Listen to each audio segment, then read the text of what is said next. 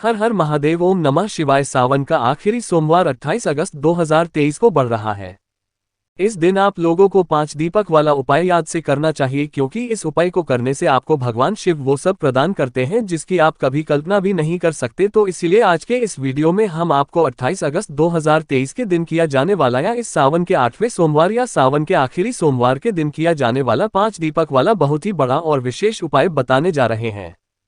जिस उपाय को अगर आप लोग करते हैं तो निश्चित ही आपके घर में सुख, समृद्धि, धन, संपदा, कभी किसी चीज की कमी नहीं होने वाली है। और शायद ये आप लोगों के पास आखिरी मौका रहेगा, क्योंकि यह सब्र का आखिरी सोमवार है। इसके बाद सावन का महीना पूर्ण हो जाएगा। तो आइए दोस्तों समझते हैं कि आपको इस सावन के महीने में कैसे ये 5 दीपक वाला उपाय करना है और इस उपाय को करने से आपको कैसे धन समृद्धि की प्राप्ति होगी, कैसे आपके घर में सुख समृद्धि आएगी। तो दोस्तों इस उपाय को करने के लिए सबसे पहले आप इसका समय जान लीजिए, क्योंकि उपाय को करने का जो समय होता है वो बहुत ही महत्वपूर्ण होता है। और इस उपाय को करने का जो समय है वो है शाम का समय, जिसे हम प्रदोष काल भी कहते हैं। और प्रदोष काल देखा जाए तो वह शाम के 6 बजे के बाद से शुरू हो जाता है, जो कि शाम के 7 बजे तक ही चलता है।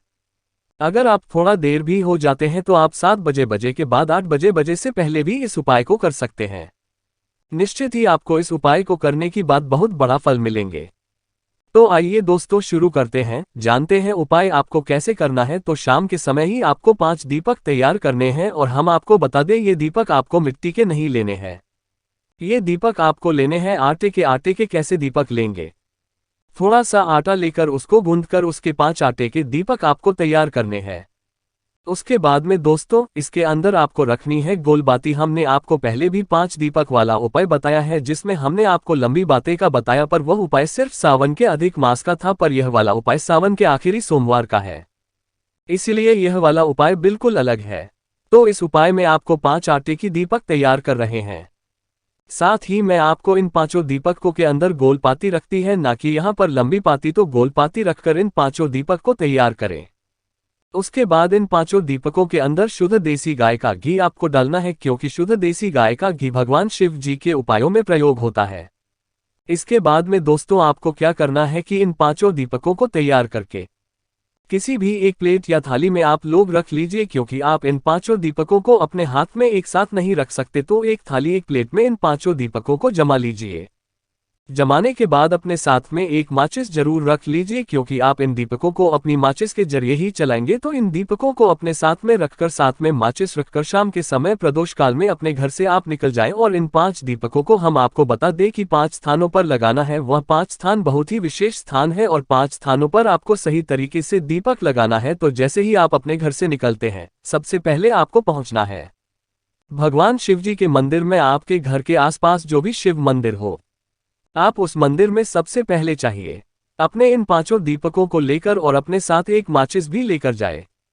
जैसे ही आप शिव मंदिर पहुंचे, शिव जी के मंदिर के अंदर प्रवेश करें, तो अपना सबसे पहला दीपक आपको शिव जी के मंदिर के अंदर जलाना है। इसके लिए सबसे पहले जैसे ही आप शिव जी के मंदिर पहुंचे, तो शिवलिंग के पास में बैठने के बाद अपनी उसी प्लेट के अंदर अपना एक दीपक जलाएं। एक दीपक जलाने के बाद उस दीपक को अपनी प्लेट के अंदर से उठाकर भगवान शिव जी को समर्पित करते हैं। भगवान शिव जी के साइड में या आमने या सामने आप लोग पहले दीपक को रख दें। इस दीपक से आपको याद रखिए कि आरती नहीं करना है, मात्र अपनी प्लेट में से दीपक को अपनी माचिस के जरिए चलाकर इस दीपक को उठाकर आपको शिवलिंग के पास में रख देना है। अगर दोस्त हो आप चाहें तो इस दीपक को आप भगवान शिव जी की चौखट पर भी रख सकते हैं, क्योंकि चौखट भी एक ऐसा स्थान होता है जहां पर भगवान शिव जी के मतलब गण विराजित होते हैं। तो आप इतना इस पहले दीपक को भगवान शिव जी की चौखट पर भी रख सकते हैं। तो आइए दोस्तों अब बात करते हैं दूसरे दीपक की।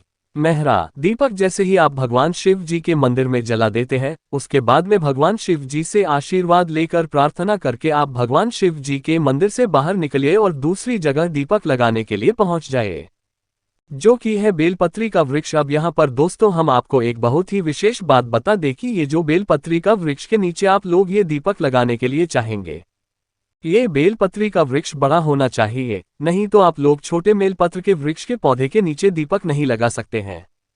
इस बात का ध्यान रखिएगा। तो आपके घर के आसपास जो भी बड़ा वाला बेलपत्री का वृक्ष हो, उस बेलपत्र के वृक्ष के नीचे पहुंच जाए। पहुंचने के बाद वहां पर बैठ जाए। आसन बिना आसन लगाकर भी बैठ सकते हैं। तो आपको क्या करना है, अपना दूसरा दीपक अपनी ही प्लेट के अंदर अपनी माचिस से जला लेना है। के बाद उस दीपक को उठाकर बेलपत्री के वृक्ष के नीचे रख देना है। उससे आरती नहीं करना है, इस बात का ध्यान रखिएगा। दूसरा दीपक बेलपत्र के वृक्ष के नीचे रखकर वहां पर धोखा देकर भगवान शिव और माता पार्वती का नाम जाप करके आपको वहां से उठ जाना है और सीधा जाना है। तीसरे स्थान पर जो कि रहेगा आपका पीपल का वृक्ष, आपके घर के आसपास जो भी पीपल का वृक्ष हो। तीसरा स्थान वहां पर है दीपक चलाने का। लीजिए आप लोग पहुंचने के बाद आप लोग अपना तीसरा दीपक वहां पर जाकर बैठकर आराम से चलाए। अपनी थाली के अंदर तीसरा दीपक अपनी माचिस से जलाए और उस दीपक को उठाकर पीपल के वृक्ष के नीचे समर्पित कर दीजिए, मतलब वहां पर रख दीजिए और भगवान से प्रार्थना कर लीजिए। फिर उसके बाद पीपल के वृक्ष के नीचे से उठकर चौथे स्थान पर पहुंच, ये जो कि है आंवले का वृक्ष। अब आंवले का वृक्ष जैसे ही आप लोग पहुंचते हैं, आंवले के वृक्ष के नीचे ये वृक्ष भी बड़ा होना चाहिए। तो जैसे ही आप आंवले के वृक्ष के नीचे पहुंचते हैं तो अपना चौथा दीपक यहां पर निकाल लीजिए और अपना 14 दीपक अपनी प्लेट के अंदर माचिस से जलाकर चौथे दीपक को उठाकर इस आंवले के वृक्ष के नीचे रख दीजिए और यहां पर भी भगवान शिवजी से माता पार्वती जी से प्रार्थना कर लीजिए, आशीर्वाद ले लीजिए। उसके बाद में दोस्त हो, आप लोग इस वृक्ष के नीचे से उठिए और सीधा आ जाइए आप अपने घर पर। और अपने घर के मुख्य द्वार पर हम आपको बता दें कि अपना ये 5वां दीपक आपको अपने घर के मुख्य द्वार पर लगाना है। आपको मुख्य द्वार पर दीपक लगाने से पहले अपने घर के अंदर प्रवेश नहीं करना है। तो आंवले के वृक्ष के नीचे आपको 14 दीपक लगाना है। उसके बाद आखिरी वाला जो दीपक होगा उसको लेकर सीधा आपको अपने घर पर आ जाना है और अपने घर के मुख्य द्वार पर आकर रुक जाना है। अब आपके मन में ये प्रश्न जरूर आएगा कि हम अपने घर की किस साइड की चौखट पर अपना ये 5वां दीपक लगाएं। तो दोस्तों हम आपको बता दें कि ये दीपक आपको अपने घर के सीधे हाथ की तरफ लगाना है। जैसे कि आप बाहर की तरफ से अपने घर की चौखट पर खड़े हुए हैं, उस समय जो आपका सीधा हाथ रहेगा उस सीधे हाथ की चौखट पर आप भी लगा देना है। और दोस्तों हम आपको बता दें कि ये दीपक आपको अपने प्लेट के अंदर ही माचिस से जला लेना है और उठाकर अपने घर के मेन गेट पर मुख्य द्वार पर चौखट पर सीधे हाथ की तरफ रख देना है।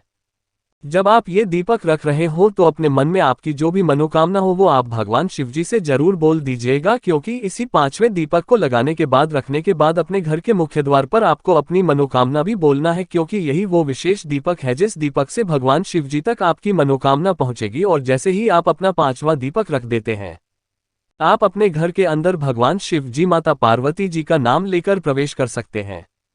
दोस्तों यहाँ पर हम आपको बता दें, आप में से कई सारे लोग ये प्रश्न जरूर करेंगे कि हमारे पास घर के आसपास कोई बेलपत्री का वृक्ष नहीं है या कोई पीपल का वृक्ष नहीं है या कोई बेल आंवले का वृक्ष नहीं है। तो हम आपको यहाँ पर बता दें कि आपके घर के आसपास ये वृक्ष होना जरूरी है।